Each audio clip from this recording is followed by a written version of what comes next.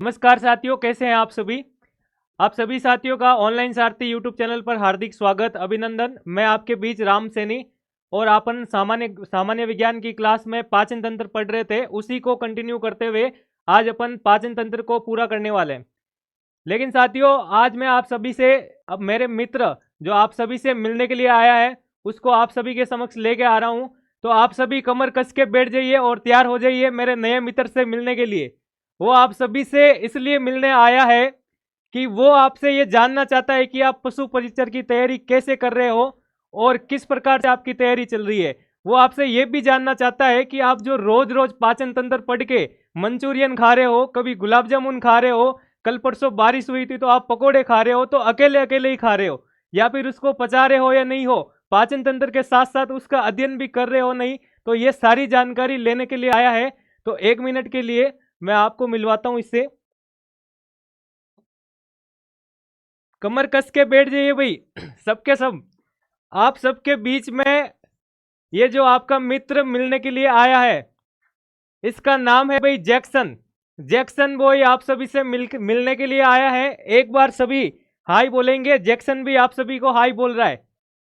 तो जैक्सन आप सभी को पूछ रहा है कि कैसे हो मेरे प्यारे दोस्तों, कैसे हो मेरे प्यारे पशु परिचरों, आप सभी की पढ़ाई कैसी चल रही है। तो जैक्सन के लिए भाई ऑनलाइन वाले साथी सभी एक बार कमेंट करके बताएंगे कि जैक्सन आपको कैसा लगा।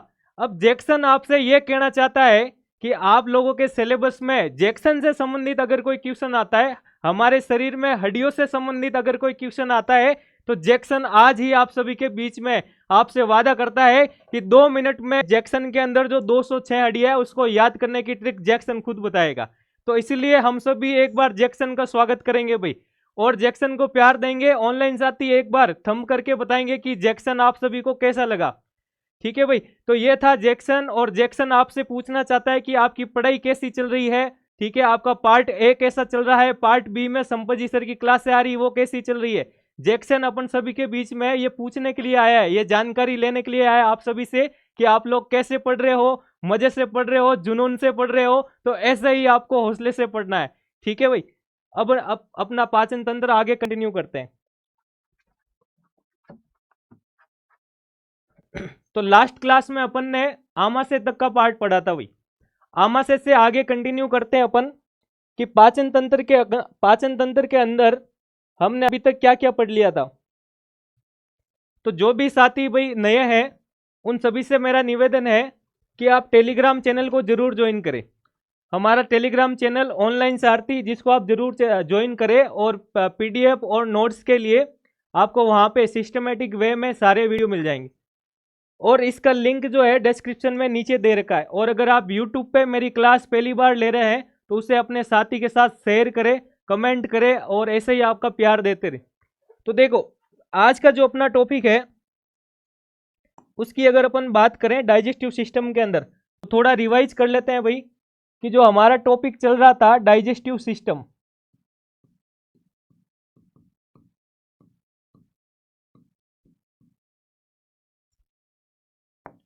और डाइजेस्टिव सिस्टम में हमने पढ़ा था अभी तक पाचन तंत्र के अंदर, लास्ट क्लास में हमने आमाशय तक का पार्ट पढ़ा था। तो कमेंट करके सभी साथी एक बार बताएंगे आमाशय के अंदर कौन सा जूस बनता है, आमाशय के अंदर कौन सा जूस बनता है और उस जूस के अंदर क्या क्या पाया जाता है। कमेंट करके सभी साथी एक बार बताइए आमाशय के अंदर कौन सा जूस बनता है। तो आमाशय के बाद भाई बात करें अगर अपन कि आमाशय के बाद ये आमाशय किससे जुड़ा हुआ होता है, तो बात करें अगर डाइजेस्टिव सिस्टम पाचन तंत्र की, तो पाचन तंत्र का प्रवेश हमने कहा था कि माउथ से स्टार्ट होता है और माउथ के बाद ये इसोफेगस भोजन नली से जुड़ा हुआ रहता है। तो ये आ जाता है माउथ, जिसे अपन मुख कहते हैं, और मुख की कैविटी को मुख गुहा कहा जाता है। क्या कहा जाता है भाई? मुख गुहा कहा जाता है। इसके बाद हमने कहा था कि माउथ के अंदर जब भोजन का प्रवेश होता है तो माउथ के अंदर कुछ ग्रंथियां प्रेजेंट होती है जिसे हमने नाम दिया था सलाइवरी ग्लैंड। ये सलाइवरी ग्लैंड श्लेष्मा निकालती है और ये श्लेष्मा काम क्या करता है, तो ये भोजन को लसलसा बनाने का काम करता है। ये भोजन को क्या करता है? लसलसा बनाने का काम करता है, भोजन को चिकना बना देता है, भोजन की लुगदी बना देता है। तो जब माउथ के अंदर ये श्लेष्मा ये श्लेष्मा भोजन के साथ मिल जाता है तो अपन भोजन को कहते हैं बोलस। तो हमने ये भी पढ़ा था कि जो गुलाब जामुन हम खा रहे हैं वो आगे जाने के बाद बोलस बन जाता है, यानी भोजन भोजन नहीं रहा, भोजन लास्ट तक जाएगा तब अपने खूब रंग बदलेगा, कभी बोलस में बदल जाएगा तो कभी काइम में बदल जाएगा और लास्ट में जाते जाते ये काइल में बदल जाएगा। तो सारी तरह से ये रंग बदलता रहेगा। तो उसी को जानने के लिए आगे बात करें कि ये भोजन नली से होते हुए, ये भोजन नली से होते हुए किस में चला जाता है, तो ये भोजन नली से होते हुए स्टोमक में चला जाता है। अरे किस में चला जाता है सर? आमाशय में चला जाता है। और अगर आमाशय की बात करें अपन, तो आमाशय के अंदर जब ये भोजन आएगा, जब ये बोलस आएगा, तो आमाशय में जैसे ही भोजन आ जाता है तो वहां पे जो जूस पिलाया जाता है इस बोलस को, उस जूस का नाम था गैस्ट्रिक जूस। उसका नाम था गैस्ट्रिक जूस, यानी हमने उसको नाम दिया था भाई जठर रस। इस जठर रस के अंदर क्या क्या प्रेजेंट होता है कमेंट करके बताएंगे, ये हमने लास्ट क्लास में पढ़ा था। आज अपन बात करेंगे भाई कि स्टोमक में जब भोजन स्टोर रहता है, इसके बाद ये भोजन कहाँ जाता है, तो इसके बाद ये भोजन कहाँ जाता है कि सर इसके बाद भोजन छोटी आंत में चला जाता है। तो इसके बाद अगर अपन बात करें कि आमाशय के नीचे जो इंटेस्टाइन होती है, जो आंत होती है, उसको छोटी आंत कहा जाता है। और छोटी आंत के 3 पार्ट होते हैं भाई, छोटी आंत के 3 पार्ट होते हैं और वह भी मैंने बताए थे, जिसको कहा जाता है डियोडिनम, जेजुनम और इलियम, जिसको हमने कहा था ग्रहणी, जेजुनम और इलियम। तो देखो थोड़ा सा रिवाइज कर लेते हैं कि छोटी आंत के अंदर क्या क्या होता है। छोटी आंत की अगर बात करें अपन, स्मॉल इंटेस्टाइन की अगर मैं बात करूं, स्मॉल इंटेस्टाइन की अगर बात करें तो हमने कहा था कि स्मॉल इंटेस्टाइन डाइजेस्टिव सिस्टम यानी पाचन तंत्र का सबसे महत्वपूर्ण भाग होता है। अब सबसे महत्वपूर्ण भाग क्यों होता है, तो क्योंकि सर यहाँ पे पाचन की प्रक्रिया जो होती है भाई पूर्ण होती है, पूर्ण पाचन होता है, यहाँ पे पूर्ण पाचन होता है। और इसके बाद अगर मैं बात करूं कि सर पाचन के साथ साथ और कौन सी प्रक्रिया होती है, तो पाचन यानी डाइजेशन के साथ साथ यहाँ पे अवशोषण की प्रक्रिया भी होती है। तो पाचन के साथ साथ अगर अपन बात करें कि पाचन प्लस यहाँ पे हम कह सकते हैं सर अवशोषण की प्रक्रिया भी होती है। अरे कहाँ होती है भाई? छोटी आंत के अंदर। छोटी आंत की अगर बात करें, यहां से स्टार्ट होती है छोटी आंत, ये छोटी आंत का पार्ट है।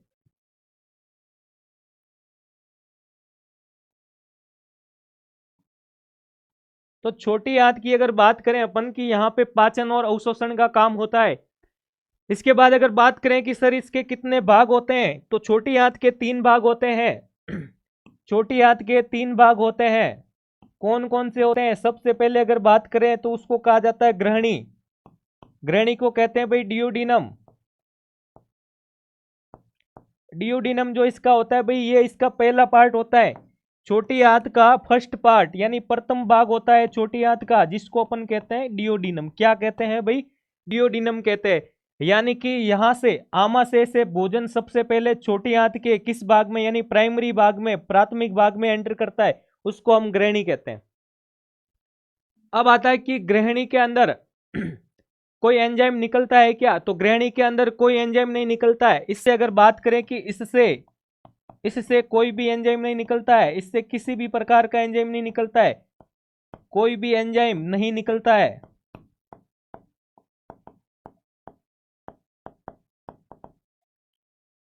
तो ग्रहणी की बात करें, अगर अपन डियोडिनम की बात करें, तो ये छोटी आंत का प्रथम भाग होता है। और इसके बाद हमने कहा कि इसके अंदर कोई भी एंजाइम नहीं निकलता है। तो अगर एंजाइम नहीं निकल रहा है तो कोई ना कोई हार्मोन निकलेगा, हार्मोन आएगा यहाँ पे। तो सेक्रेटिन और कोलेसिस्टोकाइनिन हार्मोन यहाँ से निकलता है।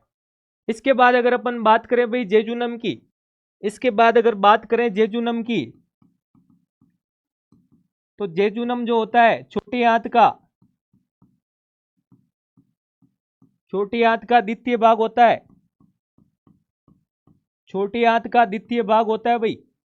और इसके बाद मैं बात करूं कि भोजन कहाँ जाता है, और भोजन भोजन नहीं रहा, अब क्या बन गया वो, अरे भोजन भोजन नहीं रहा अब क्या बन गया, तो मैंने आमा से पढ़ा है तब आपको कहा था, अरे आमा से पढ़ा है तब आपको कहा था मैंने कि अगर माउथ के अंदर भोजन लिया था अपन ने, तो उसको हमने कहा कि वो बोलस का निर्माण बोलस के फॉर्म में बन जाता है, और उसके बाद अगर वो गैस्ट्रिक जूस के पास जा रहा है उससे मिल जाता है तो वो काइम में बदल जाता है। अरे किस में बदल जाता है, काइम में बदल जाता है, काइम में बदल जाता है। तो अपन जब निवाला खाते हैं और कभी कभार मुंह से निवाले को वापस बाहर निकालते हैं तो वो बोलस होता है भाई। और उसके बाद अगर स्टोमक से, यानी कि हम जब उल्टी करते हैं, वोमिटिंग होती है, तो जो पार्ट्स बाहर निकलता है, ठीक है ना, तो वो जो अम्लीय पदार्थ बाहर निकलता है, क्योंकि स्टोमक के अंदर, आमाशय के अंदर हाइड्रोक्लोरिक एसिड पाया जाता है, ये हमने पढ़ा था। तो वो जो पार्ट बाहर निकलता है भाई उसको अपन काइम कहते हैं। क्या कहते हैं उसको, काइम कहते हैं। और ये काइम आगे जाने के बाद काइल में बदलेगा, काइल। तो याद रखना भाई, बोलस, काइम और काइल, भोजन को कब बोलस कहा जाएगा, कब काइम कहा जाएगा और कब काइल कहा जाएगा, कमेंट करके बताओ। इसके बाद बात करते हैं अपन तीसरे पार्ट के बारे में, कि छोटी आंत का तीसरा भाग, जो छोटी आंत का तीसरा भाग होता है इलियम। अरे क्या होता है भाई, इलियम होता है। ये इलियम क्या काम करता है, तो देखो, सबसे पहले अपन ने कह दिया कि प्राथमिक भाग हमने कहा डियोडिनम यानी ग्रहणी, और दूसरा भाग हमने कह दिया कि जेजुनम, और तीसरा पार्ट हम कह रहे हैं इलियम। तो इसी इलियम के अंदर छोटी आंत के कौन से पार्ट के अंदर क्या होता है, यानी इलियम के अंदर क्या होता है, तो इलियम के अंदर ही भाई पाचन होता है। इलियम के अंदर पाचन प्लस अवशोषण होता है। अरे क्या होता है भाई, पाचन प्लस अवशोषण होता है। इसके साथ साथ अगर अपन बात करें कि इस इलियम के अंदर और क्या होता है, तो इस इलियम के अंदर छोटे छोटे फिंगर लाइक स्ट्रक्चर पाए जाते हैं, छोटे छोटे फिंगर लाइक स्ट्रक्चर पाए जाते हैं। इनको कहा जाता है भाई विली। अरे इनको क्या कहा जाता है, विली। तो यहाँ पे विली जो होती है भाई उपस्थित होती है, विली उपस्थित होती है, जो पाचन की क्रिया, अवशोषण की क्रिया में मदद करती है। तो छोटी आंत के कौन से भाग में विली पाई जाती है, तो आंसर आना चाहिए कि सर इलियम वाले पार्ट में विली पाई जाती है। यहां तक कोई डाउट भाई, छोटी आंत के बारे में यहां तक कोई डाउट। इसके बाद अगर अपन बात करते हैं बड़ी आंत के बारे में, अरे बड़ी आंत के बारे में चलें आगे। तो बड़ी आंत के बारे में अगर अपन बात करें, बड़ी आंत के बारे में बात करें अगर, तो देखो बड़ी आंत की अगर अपन बात करते हैं भाई, बड़ी आंत को क्या कहते हैं, लार्ज इंटेस्टाइन। अरे क्या कहते हैं, लार्ज इंटेस्टाइन।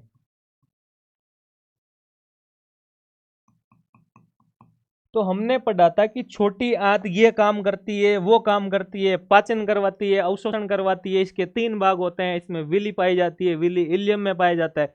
तो बड़ी आंत के भी कुछ काम होंगे ना भाई, ठीक है। और छोटी आंत जो होती है भाई साइज में बड़ी आंत से बड़ी होती है, ठीक है।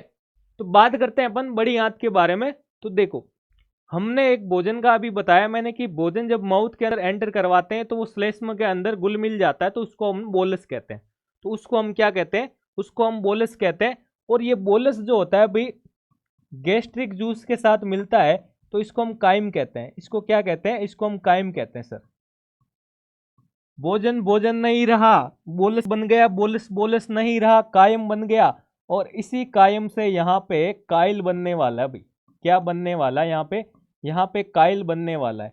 तो ये काइल कब बनेगा दोस्तों, अगर मैं बात करूं कि बड़ी आंत के अंदर जो भोजन पहुंचता है, यानी कि जो अपचित भोजन होता है बड़ी आंत के अंदर, सबसे पहले तो ये आ जाता है कि जो भोजन नहीं पचता है वो आगे कहाँ चला जाता है, बड़ी आंत में। और बड़ी आंत के अंदर पाचन का कार्य तो नहीं होता है, लेकिन यहाँ पे क्या होता है, यहाँ पे होता है सर जल का अवशोषण। यहाँ पे होता है जल का अवशोषण।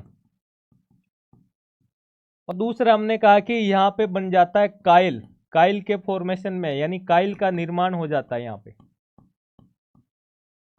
काइल का निर्माण हो जाता है। इसके बाद में अगर बात करूं कि बड़ी आंत का निचला भाग जो होता है, बड़ी आंत का नीचे वाला पार्ट, बड़ी आंत का नीचे वाले पार्ट, नीचे वाला पार्ट, नीचे वाला भाग, तो नीचे वाले भाग को कहते हैं भाई सीकम। बड़ी आंत के नीचे वाले पार्ट को कहते हैं सीकम। ये देखो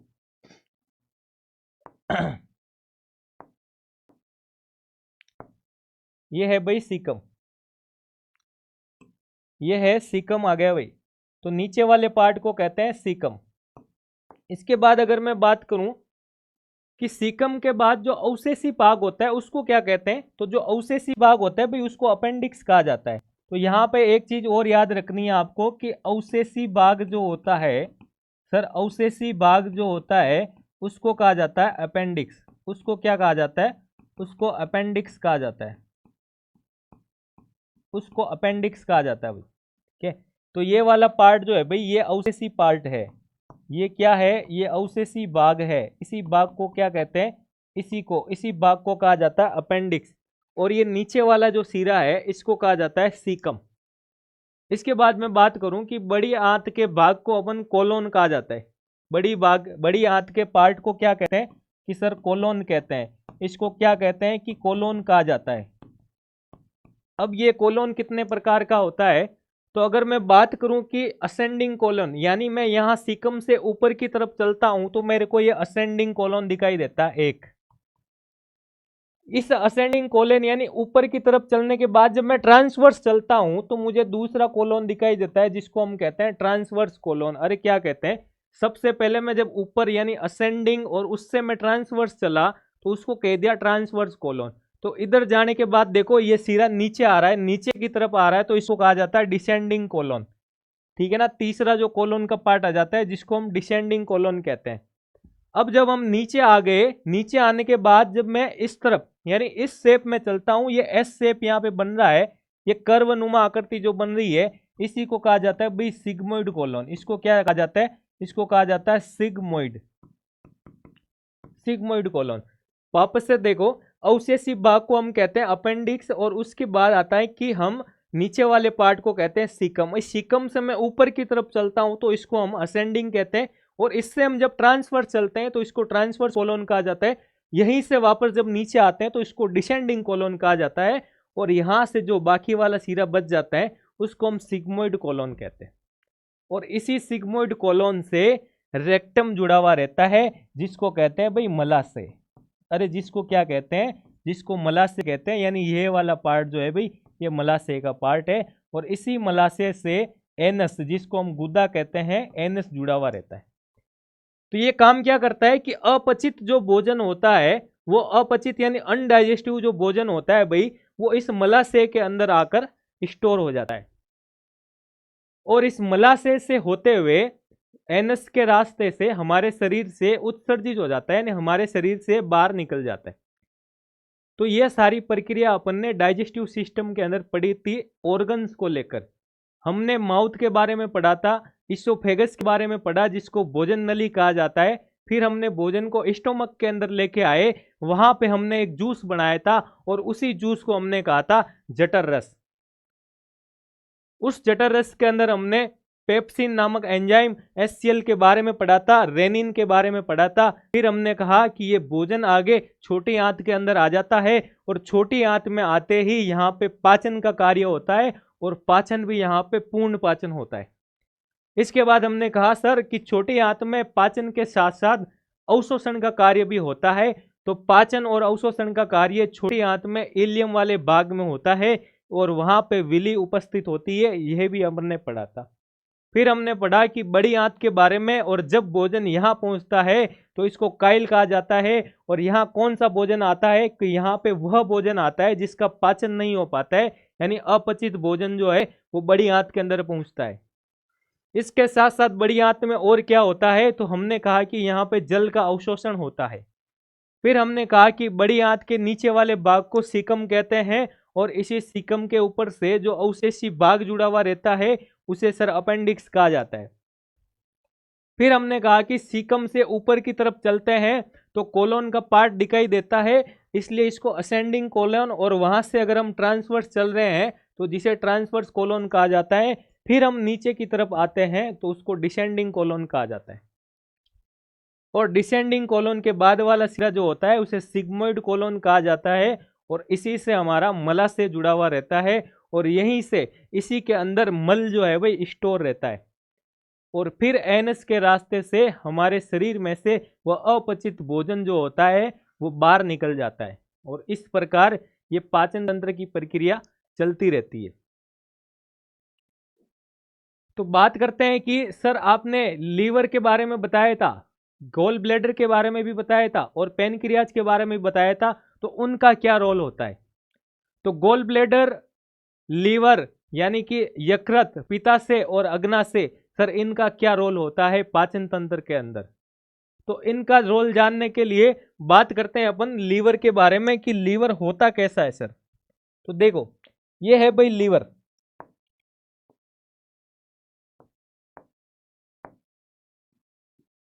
ये जो पार्ट दिखाई दे रहा है आपको ये है लीवर। क्या है ये? लीवर है भाई।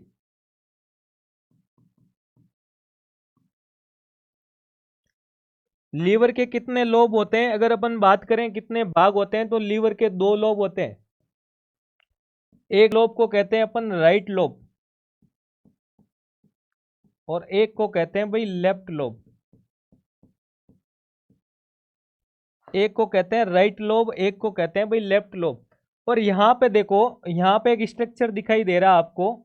ये जो स्ट्रक्चर दिखाई दे रहा है इन दोनों लोब्स के बीच में प्रेजेंट है।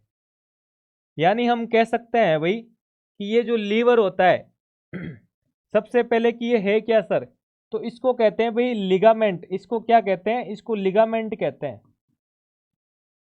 अब लिगामेंट काम क्या कर रहा है, तो लीवर के दोनों लोब्स यानी यकृत के दोनों लोब को आपस में जोड़ने का काम कर रहा है। तो इस लिगामेंट का नाम क्या है? वह लिगामेंट जो लीवर के दोनों भाग यानी दोनों लोब को जोड़ने का काम करता है, उस लिगामेंट का नाम क्या होता है? तो उस लिगामेंट का नाम होता है भाई फेल्सीफोरम।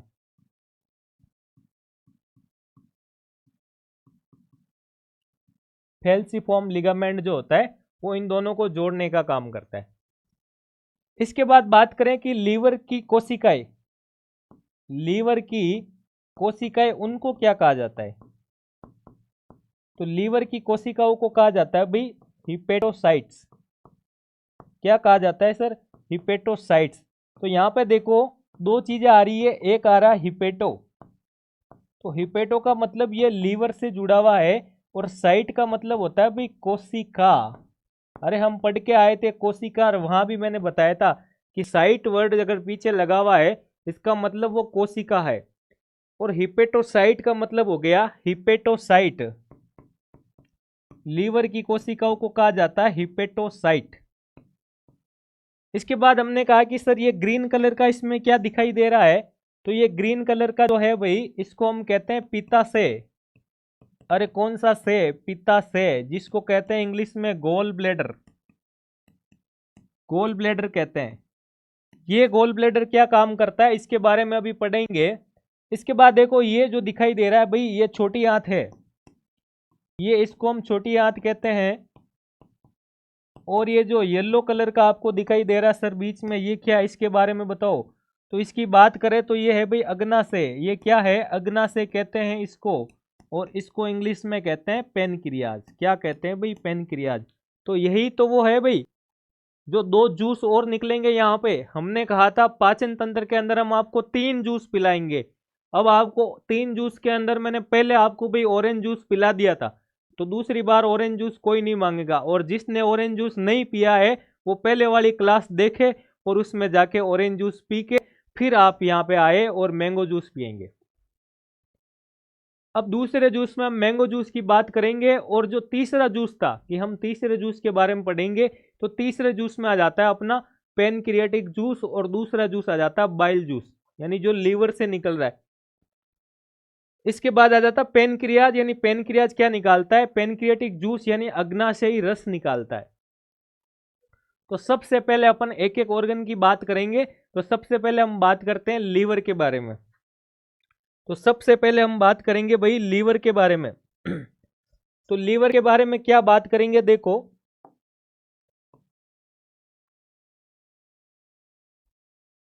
लीवर के बारे में हेडिंग लगाओ और लिखो लीवर के बारे में। हेडिंग लगाओ भाई लीवर। ये लो भाई लीवर, और इसी को हम कहते हैं यकृत। और इसी को कहते हैं लीवर, LIVER, लीवर। तो लीवर की अगर बात कर रहे हैं कि लीवर क्या होता है, तो लीवर जो होती है सबसे बड़ी ग्रंथि होती है। लीवर क्या होती है, तो याद रखना इसमें कि लीवर सबसे बड़ी ग्रंथि होती है। इसके अलावा लीवर के बारे में आपको ये याद रखना है कि ये हमारे शरीर में दूसरा सबसे बड़ा अंग होता है। दूसरा सबसे बड़ा अंग होता है मानव शरीर का दूसरा सबसे बड़ा अंग। मानव शरीर का दूसरा सबसे बड़ा अंग, दूसरा सबसे बड़ा अंग, अरे कौन होता है भाई, लीवर होता है। इसके बाद मैं बात करूं कि लीवर का वजन कितना होता है, तो लीवर का वजन तो मैं बताने वाला हूं। कमेंट करके बताएंगे भाई हमारे शरीर में हार्ट का वजन क्या होता है। हालांकि अपन हार्ट के बारे में पढ़ेंगे, लेकिन कमेंट करके बताओ हार्ट का वजन क्या होता है और ब्रेन का वजन क्या होता है। पता तो चले ना आप लोगों के अंदर कितना ब्रेन है।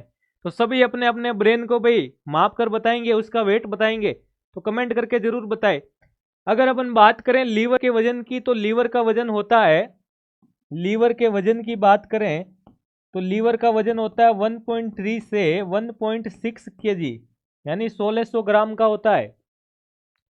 फिर बात करें लीवर का कलर कैसा होता है, तो सर लीवर का कलर दिखाई दे रहा है लाल रंग या भूरे रंग का होता है। तो लीवर का कलर होता है लाल रंग या ये भूरे रंग का हो सकता है। तो ये थी बेसिक लीवर के बारे में जानकारी। इसके अलावा बात करें लीवर क्या काम करता है, तो लीवर भाई पित्त बनाने का काम करता है। तो लीवर क्या काम करता है, लीवर पित्त का निर्माण करता है, पित्त रस बनाने का काम करता है। लीवर पित्त का निर्माण करता है, ये लो। फिर हम बात करें कि इस पित्त का क्या रोल होता है, तो इस पित्त के कारण ही भाई हमारे मल का रंग जो होता है वो भूरा होता है। इस पित्त के कारण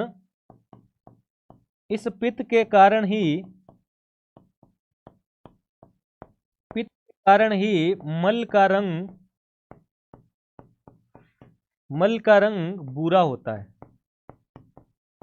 मल का रंग भूरा होता है, तो इसी पित्त के कारण मल का रंग जो है वो भूरा होता है। अब बात करें ये पित्त यहाँ से निकल कर कहाँ जाता है, तो इस गोल ब्लैडर के अंदर जाता है, ना इस पीताशय के अंदर जाकर के स्टोर रहता है। तो अपन पीताशय पढ़ेंगे तब आपको बताएंगे कि ये पित्त जाने के बाद कहाँ स्टोर होता है। फिर अपन बात करें भाई ये लीवर काम क्या करता है, तो लीवर के कार्य के बारे में अगर देखें कि लीवर के कार्य क्या है और लीवर के काम क्या है, उसकी अगर बात करें अपन लीवर के कार्य, लीवर के कार्य या यकृत के कार्य, तो देखो भाई लीवर के कार्यों में अगर हम बात करें कि लीवर क्या काम करता है, तो सबसे पहले हमें पता है कि ये पित्त का निर्माण करता है। किसका निर्माण करता है, पित्त का निर्माण करता है। तो लिख लो इसमें सबसे पहले कि सर ये पित्त का निर्माण करता है। किसका निर्माण करता है, ये पित्त का निर्माण करता है।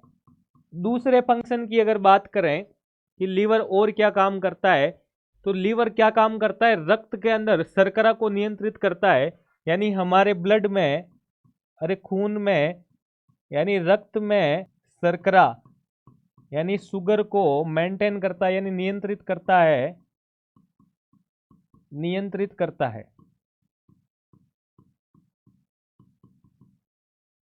सर इसके अलावा ये क्या काम करता है, तो बात करते हैं कि लीवर इसके अलावा और क्या काम करता है। तो देखो भाई लीवर और क्या काम करता है, तो लीवर ये क्या काम करता है कि ये जहरीले पदार्थों को अलग करता है, जहरीले पदार्थों को अलग करता है और ग्लूकोज को ऊर्जा में बदलता है। तो सबसे इंपॉर्टेंट कार्य इसका ग्लूकोज को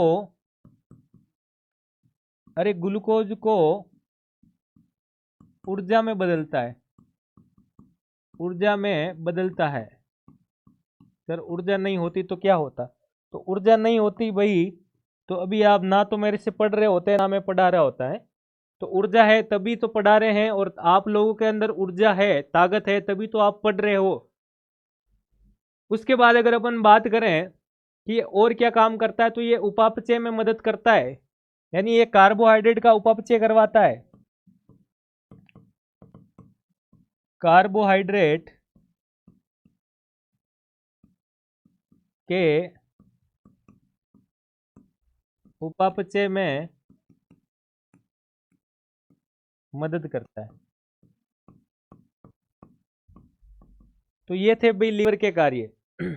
अब अगर बात करें अपन पित्ताशय के बारे में, यानी गोल ब्लैडर के बारे में, कि गोल ब्लैडर क्या काम करता है, देखो हेडिंग लगाओ भाई सभी गोल ब्लैडर। लीवर के बाद में अपन पढ़ रहे हैं गोल ब्लैडर के बारे में। किसके बारे में पढ़ रहे हैं? गोल ब्लैडर के बारे में पढ़ रहे हैं, यानी इसको कहते हैं अपन पित्ताशय, गोल ब्लैडर।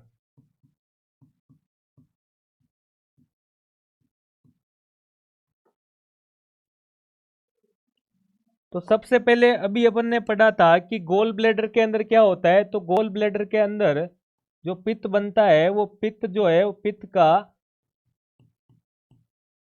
स्टोर, यानी पित्त जो है भाई इसमें स्टोर रहता है। पित्त जो है वो स्टोर रहता है। क्या रहता है? स्टोर रहता है। ये लो, पित्त स्टोर रहता है इसमें। इसके बाद बात करें अपन कि इसका पीएच क्या होता है। पित्त का पीएच होता है भाई 8, और पित्त का पीएच अगर 8 होता है, पित्त का पीएच सर 8 होता है, इट मीन्स मैं कह सकता हूं पित्त क्या है भाई, पित्त सार्य है। पित्त सार्य है, और जब पित्त सार्य है तो ये भोजन को क्या बनाएगा? ये भोजन को बना देगा सार्य। ये भोजन को सार्य बनाता है। ये भोजन को सार्य बनाता है। कैसा बनाता है ये भोजन को? ये भोजन को सार्य बनाता है भाई। और क्या काम करता है? तो ये वसा का पाचन करवाने का काम करता है। तो वसा का पाचन कौन करता है? ये पित्त करता है, वसा का पाचन। और वसा के पाचन को कहते हैं भाई इमल्सिफिकेशन। क्या कहते हैं अपन? वसा के पाचन को इमल्सिफिकेशन कहा जाता है। अरे क्या कहा जाता है भाई? वसा के पाचन को इमल्सिफिकेशन कहा जाता है। तो अब आप कहोगे कि सर अगर पित्ताशय के अंदर कोई एंजाइम ही नहीं होता है तो ये पाचन का कार्य कैसे करता है? तो अभी हमने कहा था ये वसा का पाचन करता है। इट मीन्स गॉल ब्लैडर क्या करता है? एंजाइम न होने के बावजूद भी पाचन का कार्य करता है। तो लिखो इसमें कि यह, यानी इसमें एंजाइम न होकर भी, एंजाइम ना होकर भी ये क्या काम करता है? तो ये पाचन का कार्य करता है। ये पाचन का कार्य करता है। ये लो भाई। इसके बाद अगर बात करें भाई पेनक्रियाज के बारे में, तो पेनक्रियाज क्या होता है कि पेनक्रियाज को कहते हैं अग्नाशय, और अग्नाशय एक ग्रंथि होती है, और इसी के अंदर पूर्ण पाचक एंजाइम निकलता है। अब वो पूर्ण पाचक एंजाइम किसके द्वारा उत्तेजित किया जाता है? तो वो सीक्रेटिन के द्वारा उसको उत्तेजित किया जाता है। तो हम बात करते हैं अग्नाशय के बारे में, यानी पेनक्रियाज के बारे में। अरे किसके बारे में बात करें अपन? कि सर अग्नाशय के बारे में। ये लो अग्नाशय।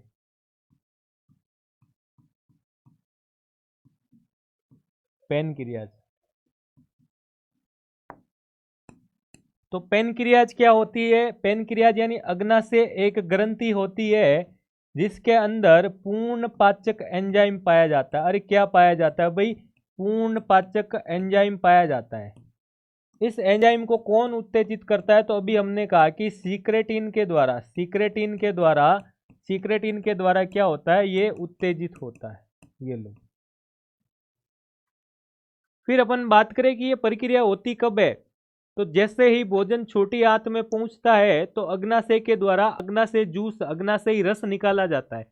तो उस रस को निकालने के लिए इसको कौन उत्तेजित करता है? तो ये सीक्रेटिन होता है कि भोजन आया, भोजन आया। जैसे ही आमाशय से भोजन आ जाता है नीचे की तरफ, तो ये एकदम से उसको उत्तेजित करता है सीक्रेटिन कि भोजन आ गया, भोजन आ गया, भोजन आ गया, है ना। उसके अंदर जो काइम आता है, नहीं काइम आ गया, तो जैसे ही इसको सूचना मिलती है ये एंजाइम निकलवाता है, यानी ये जो अग्नाशयी रस निकलता है उसकी बात। इसके बाद बात करें अपन कि इसके अंदर कौन कौन से एंजाइम होते हैं। तो एंजाइम होते हैं भाई, एक हो जाता है इसमें लाइपेज। एक आ जाता है इसमें एमाइलेज, और एक आ जाता है भाई ट्रिप्सिन, ट्रिप्सिन LAT। तो लाइपेज एंजाइम क्या काम करता है, एमाइलेज एंजाइम क्या काम करता है, तो देखो भाई लाइपेज एंजाइम काम करता है प्रोटीन के पाचन में। लाइपेज एंजाइम क्या काम करता है, तो लाइपेज एंजाइम प्रोटीन का पाचन करवाता है। ये लो, ये याद रखना है भाई, यहीं से क्वेश्चन आता है। ये प्रोटीन का पाचन करवाता है, और इस समय प्रोटीन किस फॉर्म में होता है, प्रोटीन होता है पेप्टाइड के फॉर्म में। अरे पेप्टाइड के फॉर्म में होता है। इसके बाद में बात करूं एमाइलेज, एमाइलेज में नाम से पता चल रहा है स्टार्च, स्टार्च का पाचन करवाता है। स्टार्च का पाचन कौन करवाता है, एमाइलेज करवाता है। फिर बात करें अगर अपन ट्रिप्सिन की, तो ट्रिप्सिन किसका करवाता है, तो ट्रिप्सिन करवाता है वसा का पाचन, वसा का पाचन करवाता है। और यही आपको इंपॉर्टेंट लगा देना भाई, क्वेश्चन यही से बनेगा। लाइपेज एंजाइम किसका पाचन करवाता है, ऑप्शन में दे दिया प्रोटीन, स्टार्च, वसा, या इनमें से कोई नहीं। तो ऐसे ही क्वेश्चन बनने वाले हैं जब अपन क्वेश्चन करेंगे, ठीक है ना। क्वेश्चन जब मैं लेके आऊंगा आप लोगों के बीच में, तब ऐसे ही क्वेश्चन बनने वाले, इन्हीं नोट से क्वेश्चन बनने वाले। फिर अगर बात करें अपन, फिर मैं अगर बात करूं कि सर प्रोटीन का पाचन कौन करता है, कि प्रोटीन का पाचन एमाइलेज करता है, और लाइपेज एंजाइम किसका करता है, तो लाइपेज करता है, लाइपेज करता है भाई, किसका करता है, तो लाइपेज आ जाता है प्रोटीन का, और एमाइलेज आ जाता है स्टार्च का पाचन। और ट्रिप्सिन की बात करूं तो ट्रिप्सिन आ जाता है वसा का पाचन। तो प्रोटीन के पाचन की मैं बात करूं कि कहां कहां हमने पढ़ा था, तो सर हमने आमाशय में भी पढ़ा था कि आमाशय के अंदर एक पेप्सिन एंजाइम होता है जो प्रोटीन को पेप्टोन में बदल देता है, जो प्रोटीन को किस में बदल देता है, पेप्टोन में बदल देता है। तो बात करते हैं अगर अपन कि सर आमाशय के अंदर भी पढ़ा था अपन ने, आमाशय के अंदर, ये लो आमाशय। अब आमाशय के अंदर क्या क्या देखा था, तो सबसे पहले अगर कहूं कि आमाशय के अंदर सर जठर रस के बारे में देखा था। आमाशय में आपने बताया था HCl हाइड्रोक्लोरिक एसिड होता है, जो क्या करता है, जो जीवाणुओं को मारता है, जो जीवाणुओं को मारने का काम करता है। इसके अलावा इसमें हमने रेनिन के बारे में भी पढ़ा था। हम बात कर रहे हैं प्रोटीन के पाचन की, तो आमाशय के अंदर पेप्सिन एंजाइम होता है। कौन होता है, आमाशय के अंदर पेप्सिन होता है। और आमाशय के अंदर आने के बाद पेप्सी पी थी, थक गए थे ना अपन, तो आमाशय के अंदर आने के बाद पेप्सिन का सेवन किया था। और ये पेप्सिन क्या करता है कि ये प्रोटीन को पेप्टोन में बदल देता है। ये पेप्सिन क्या कर रहा है, ये पेप्सिन प्रोटीन को, ये प्रोटीन को पेप्टोन्स में बदल देता है। तो यहाँ पे हो रहा है प्रोटीन का पाचन। इसके अलावा अगर मैं बात करूं कि और कहाँ पे होता है, आमाशय के अलावा और कहाँ पे होता है, तो अग्नाशय, अभी हम बात कर रहे थे कि अग्नाशय के अंदर एक होता है ट्रिप्सिन। ये लो अग्नाशय, ये आ गया अग्नाशय, जिसको हम पेनक्रियाज कहते हैं। और इसके अंदर हमने कहा कि इसके अंदर आ जाता है ट्रिप्सिन। ये लो भाई ट्रिप्सिन। ये ट्रिप्सिन क्या काम करता है कि जो आमाशय के अंदर तो पेप्सिन होता है, वो प्रोटीन को पेप्टोन में बदल देता है, लेकिन ये ट्रिप्सिन क्या करेगा, इस पेप्टोन भाई साहब को पेप्टाइड में बदल देगा। तो ये जो पेप्टोन था, इस पेप्टोन को ये ट्रिप्सिन पेप्टाइड में कन्वर्ट कर देता है। तो इस प्रकार प्रोटीन का पाचन होता है। और जब अग्नाशय के बाद अगर अपन छोटी आंत की बात करें कि सर छोटी आंत के अंदर भी इरिप्सिन नाम का एंजाइम होता है, जो इस पेप्टाइड को एमिनो एसिड में बदल देता है। तो अगर मैं बात करूं कि छोटी आंत के अंदर कौन होता है, छोटी आंत के अंदर होता है इरिप्सिन। अब ये इरिप्सिन क्या काम करता है, सर ये इरिप्सिन जो ये पेप्टाइड बना था, ये पेप्टाइड बना था, इस पेप्टाइड को अमीनो अम्ल के अंदर कन्वर्ट कर देता है। और इस प्रकार जो है भाई, इस प्रकार जो है प्रोटीन का, इस प्रकार प्रोटीन का पाचन होता है। किसका पाचन होता है भाई? इस प्रकार प्रोटीन का पाचन होता है हमारे शरीर में, ये ध्यान रखना भाई, इंपॉर्टेंट है। तो इस प्रकार प्रोटीन का पाचन होता है। एक बार मैं फिर से बता देता हूं इंपॉर्टेंट भाई, कि जो भोजन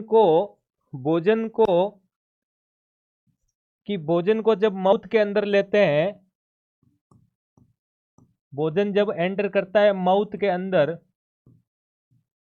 तो माउथ के अंदर उसको क्या कहा जाता है? तो माउथ के अंदर उसको हम कहते हैं बोलस, उसको कहते हैं बोलस, उसको कहते हैं बोलस। और यही भोजन जब स्टोमक यानी आमाशय में चला जाता है, जब ये आमाशय में चला जाता है, तब इसको क्या कहते हैं कि सर अब इसको हम कहेंगे ये बोलस बोलस नहीं रहा, इसको हम काइम कहते हैं। इसको क्या कहते हैं? इसको काइम कहते हैं। ये लो काइम। अब अपन बात करें कि सर जब यह भोजन बड़ी आंत के अंदर चला जाता है, बड़ी आंत के अंदर चला जाता है, तब इसको क्या कहते हैं? तो तब इसको कहते हैं भाई काइल, तब इसको काइल कहा जाता है भाई। क्या कहा जाता है? तब इसको काइल कहा जाता है। तो ये आपको याद रखना है। इसके अलावा यहाँ से कैसा क्वेश्चन आ सकता है? तो इसके अलावा भाई आपको पाचन के चरण पूछ सकता है, पाचन के चरण के बारे में पूछ सकता है। सर पाचन के चरण हम पढ़ के आए हैं, पाचन के चरण के बारे में हमें मत पढ़ाओ। तो भाई पाचन के चरण आप लोगों को पता है, लेकिन पाचन के चरण जो है उसमें आपको सीक्वेंस पता होनी चाहिए। सीक्वेंस की अगर मैं बात करता हूं सबसे पहले कि सबसे पहले अपन भोजन को क्या करते हैं भाई? हम भोजन को मुख के अंदर प्रवेश करवाते हैं, ठीक है ना। तो जब अपन भोजन को मुख के अंदर प्रवेश करवाते हैं तो इस प्रक्रिया को कहा जाता है अंतर्ग्रहण, अंदर ग्रहण करना। इसको कहते हैं अपन अंतर्ग्रहण, अंतर्ग्रहण करना। और जब भोजन अंतर्ग्रहण हो गया तो ग्रहण होने के बाद भोजन नली से होते हुए आमाशय में पहुंचता है। तो जब ये आमाशय में पहुंचता है तो इसका पाचन स्टार्ट हो जाता है। क्या स्टार्ट हो जाता है? तो दूसरा स्टेप हो गया अपना पाचन। और आमाशय से जब ये छोटी आंत के अंदर चला जाता है और छोटी आंत में भी ये इलियम में चला जाता है तो इसका अवशोषण स्टार्ट होता है। इसीलिए हमने कहा था इलियम के अंदर सर विली पाई जाती है और ये अवशोषण और पाचन में मदद करती है। सर इसके बाद क्या होता है? तो जब इसके बाद बात करें अपन तो इसके बाद हो जाता है स्वांगीकरण, एसिमिलेशन, स्वांगीकरण हो जाता है। ये स्वांगीकरण क्या होता है? तो जब अपने को भूख लगती है, जब बेटा भूख लगती है तो 4-5 रोटी एक साथ डकार लेते हैं और भूख लगने के बाद हम बिल्कुल एनर्जी लेस हो जाते हैं। लेकिन जैसे ही 4-5 रोटी खाई, वो 4-5 रोटी खाने के बाद देखो फिर एकदम से एनर्जी आती है। तो जो ऊर्जा मिल रही है, जो भोजन का पाचन और अवशोषण होने के बाद हमें जो ऊर्जा मिल रही है, उस प्रक्रिया को स्वांगीकरण कहा जाता है। और उसके बाद वही जो खाना पच गया वो तो पचित हो गया, जो अपचित खाना है वो हमने कहा था कि वो बड़ी आंत के अंदर चला जाता है। और बड़ी आंत में जाने के बाद, बड़ी आंत में जाने के बाद वो कहाँ जाके स्टोर हो जाता है? तो उसमें जल के अवशोषण होने के बाद वो मलाशय रेक्टम के अंदर जाकर के स्टोर हो जाता है, जिसको मलाशय कहा जाता है। और उसके बाद वो मल त्याग यानी एनएस के द्वारा हमारे शरीर से मल को त्याग कर दिया जाता है।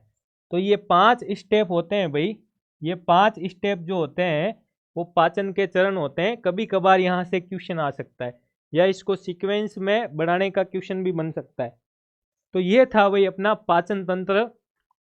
आज का जो टॉपिक था पाचन तंत्र, वो पाचन तंत्र भोजन के पाचन के साथ यहीं पे समाप्त होता है। Thank you so much.